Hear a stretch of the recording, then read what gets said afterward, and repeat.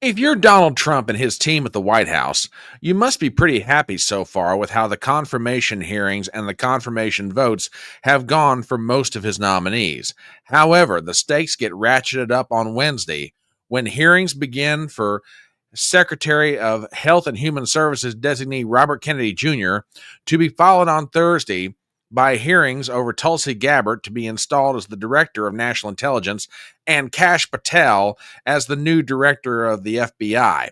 Where do things stand with each nominee? What are the stakes? Who are the players? Hang on, folks. We're going to get into all this in just 1 second.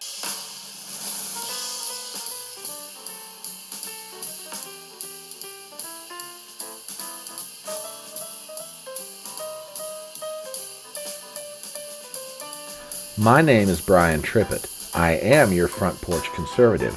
Step on up to my electronic front porch and let's talk.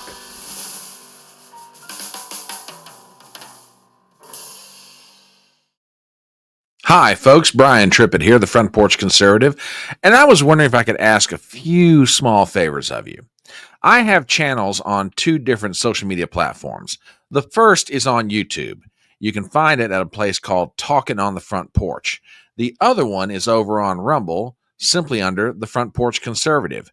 Would you please do me the following favors? Number one, if you are not a subscriber to my channel, please subscribe on YouTube and on Rumble. Number two, please hit the thumbs up and leave a comment on the video tonight. It really helps with the algorithm, believe it or not. It truly does. Number three, hit the bell for notifications. I want to make sure that you're always aware whenever new material is coming out, be it a video or a live stream. And finally, please share the link around with your friends. We are a going little concern, and we'd love to become a going big concern, and we can do that with your help. And now, on to the video. Up till now, the newly minted Trump administration has had a relatively easy time of getting its nominees through for various cabinet posts, albeit the notable exception is Pete Hegseth for Secretary of Defense. But the real test of the strength of Donald Trump's new administration and the power that he wields in the presidency starts in earnest on Wednesday, when Robert Kennedy Jr. will go before the Senate Finance Committee for his hearing to become the next Secretary of Health and Human Services, to be followed on Thursday by Tulsi Gabbard's hearing before the Senate Intelligence Committee on her nomination to become the Director of the National Intelligence Office, and finally followed up with Kash Patel before the Senate Judiciary Committee on his nomination to become the head of the FBI. So let's see where everything stands. Let's find out who's got what going on, who's talking to who's opposed to who, and what the outcome of all this might really be. We start, as is our wont, with NBC News. Headline: A make-or-break week for Trump's nominees from the political desk. Article written by Safir Kapoor and Garrett Hawk. We have the following. After Secretary of Defense Pete Hegseth squeaked through the Senate by the thinnest margin possible, it will be another critical week for Donald Trump's nominees as he looks to quickly fill out his administration. And the White House is seeking to send a clear message to GOP senators that any of them who oppose even a single nominee will face political consequences. Three of Trump's most embattled picks have Senate confirmation hearings scheduled for this week. Robert F. Kennedy Jr. for Health and Human Services Secretary, Tulsi Gabbard for Director of National Intelligence, and Kash Patel for FBI Director. All of them face a rocky path, and the hearings could be decisive.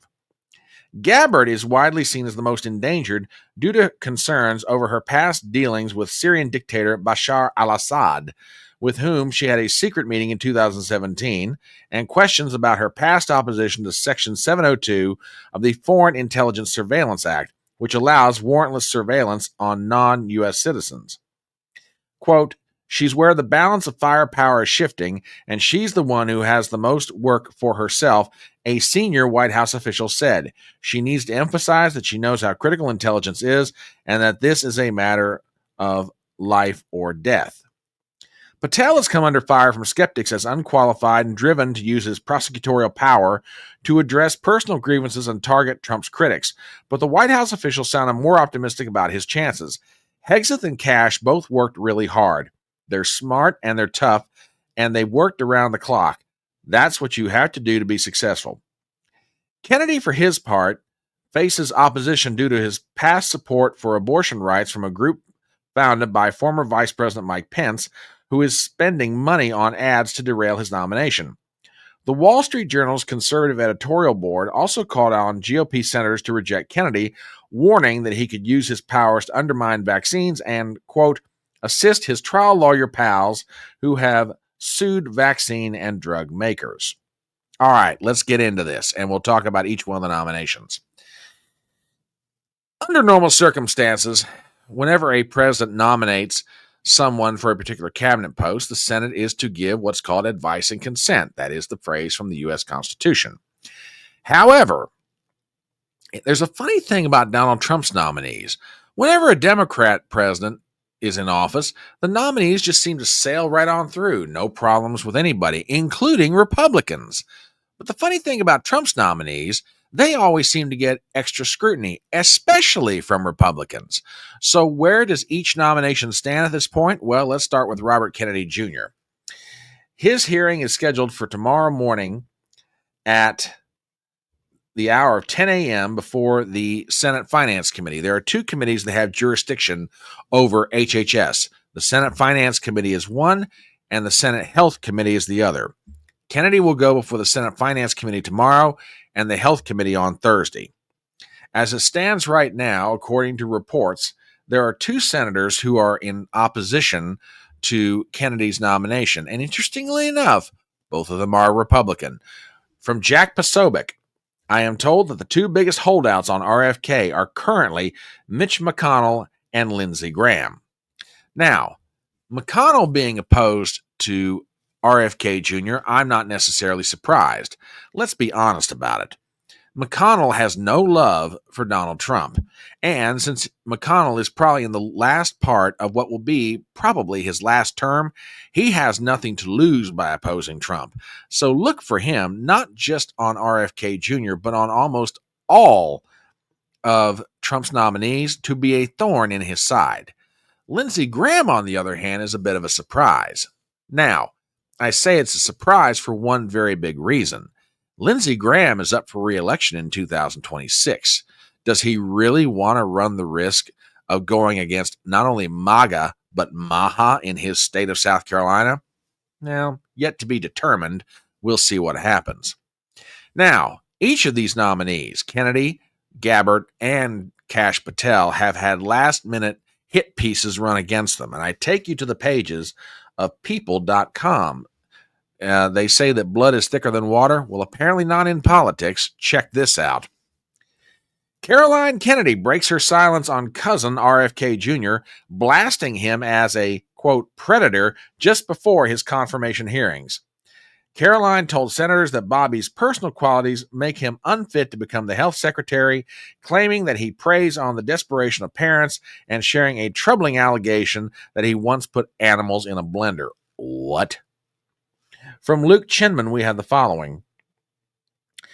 Caroline Kennedy is speaking out against her cousin RFK Jr. ahead of his confirmation hearings to head the Department of Health and Human Services. In a scathing letter to senators on Tuesday, January 28th, the daughter of John Fitzgerald Kennedy, 67, called her cousin Bobby a predator, asserting that he is, quote, addicted to attention and power and ultimately unqualified to shape the nation's health policy. Prior to the letter, Caroline was less outspoken about her cousin than some relatives, even as Bobby's siblings publicly denounced him for promoting conspiracy theories and siding with Donald Trump. Quote, I did not comment, not only because I was serving in a government position as United States ambassador to Australia, but because I have never wanted to speak publicly against my family members and their challenges, said Caroline, who resigned as ambassador in November. Well, apparently speaking out about her family members' challenges doesn't stop her, especially when one of them is about to become a cabinet official under the administration of a Republican president, and that Republican president happens to be Donald Trump. Now, if RFK Jr. loses no more than two Republicans, okay, on a strictly party line vote, he will become the next Secretary of Health and Human Services. If, however, he loses more than three Republicans, then he's going to have to rely on Democrat votes. Now, under normal circumstances, you might say to yourself, it's going to be really hard. However, keep in mind, Bobby Kennedy Jr. is a former Democrat, and there are some Democrats who, at least publicly, are sympathetic to some of the issues he raises with regard to the nation's health. We'll see what happens. As it stands right now, on a strictly party line vote, RFK Jr. could get through. But where does that leave Kash Patel, and where does it leave Tulsi Gabbard? Well, we'll start with Kash Patel.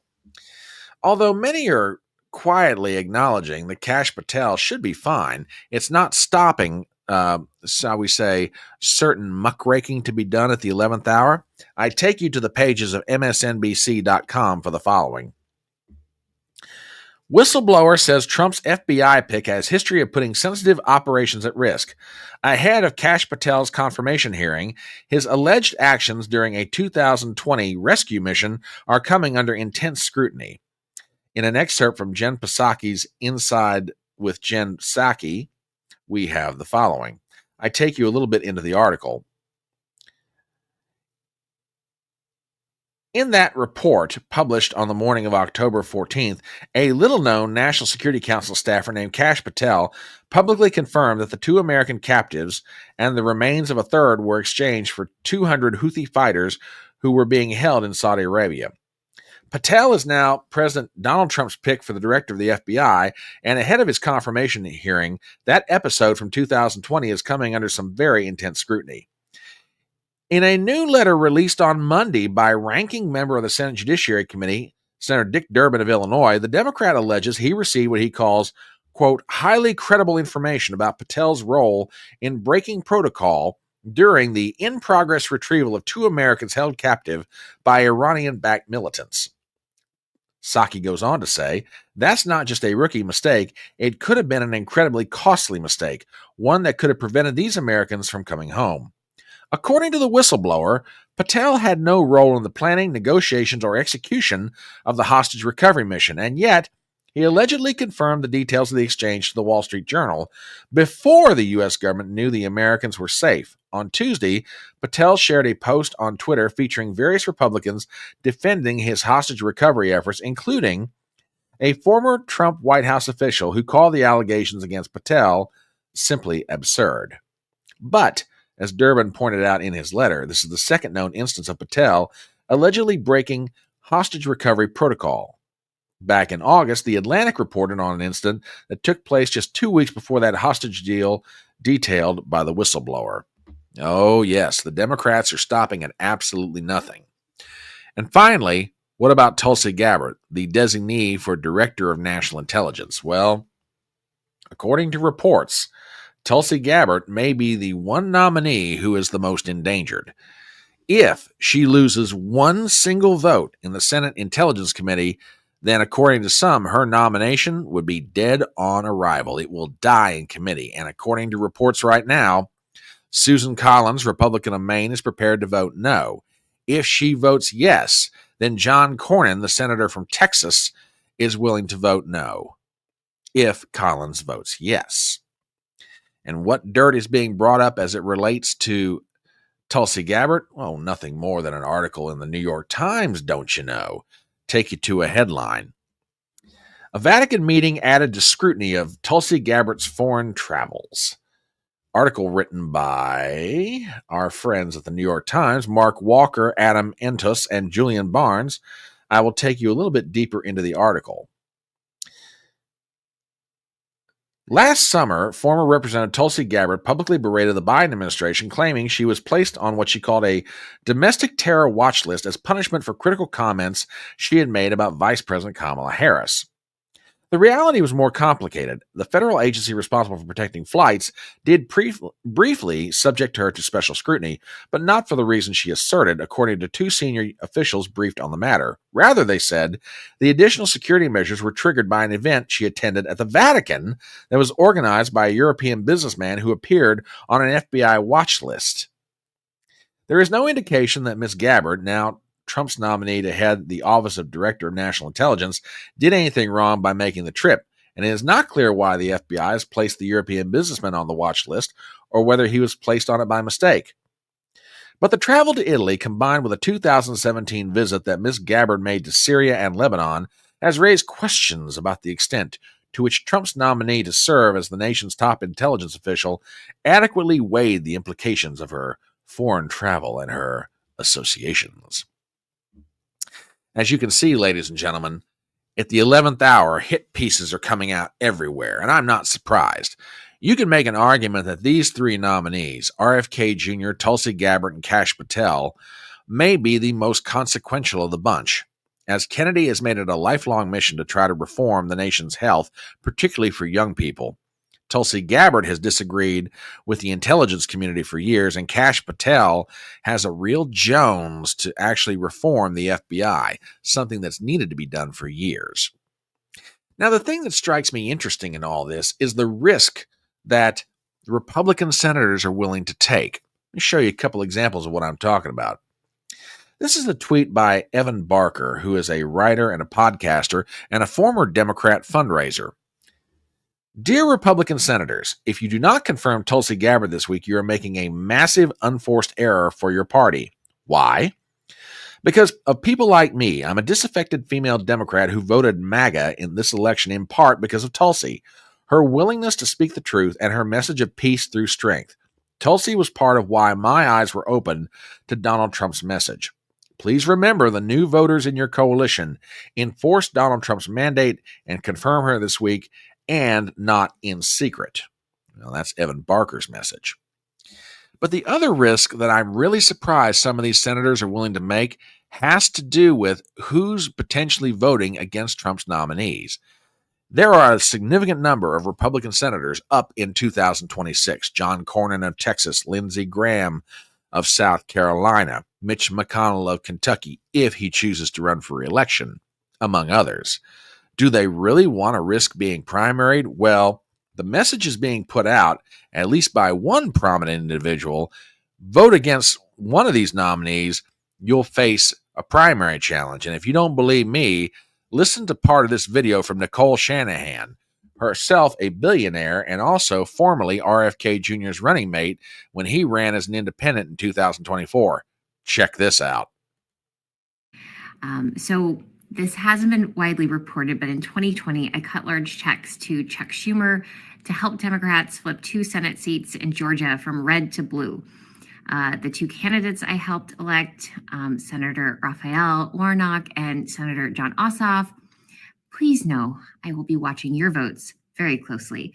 I will make it my personal mission that you lose your seats in the Senate if you vote against the future health of America's children. Well, that's on RFK Jr. But if you think it just stops with people who vote against RFK Jr., Charlie Kirk is hanging out there. Scott Pressler's hanging out there. There are a lot of young, very conservative, and very interested people who want to make sure that all 3 of these nominees make it to the finish line, and understandably so. Evan Barker is absolutely right. A lot of people voted for Donald Trump on the basis of the possibility that these individuals could become prominent in his cabinet and possibly do some really good things that a lot of young people want to see done. Do you Republican senators out there really want to risk your majority in the name of your petty spite that you have for Donald Trump? Do you really hate being in the majority so much that you will risk losing it all? There's a line from John Milton's epic poem, Paradise Lost, where Lucifer says, "It is far better to rule in hell than it is to serve in heaven." Apparently, Republican senators would much rather risk ruling in the hell of being in the minority than they would serving in a heaven of a majority brought about by Donald Trump. But that's what I say about it. What do you think? As we start to wrap up this video, please do me some favors as always. Number 1, if you're not a subscriber to my channel, please do so. Number 2, please hit the bell for notifications. I want to make sure you're always aware when new videos, new live streams are coming out. Number 3, please make it a point to hit the thumbs up button and leave a comment in chat. Believe it or not, Mr. Al Gore really loves it when you do that sort of thing. And finally, please share the video around. My name is Brian Trippett. I am your front porch conservative, and I will see you next time.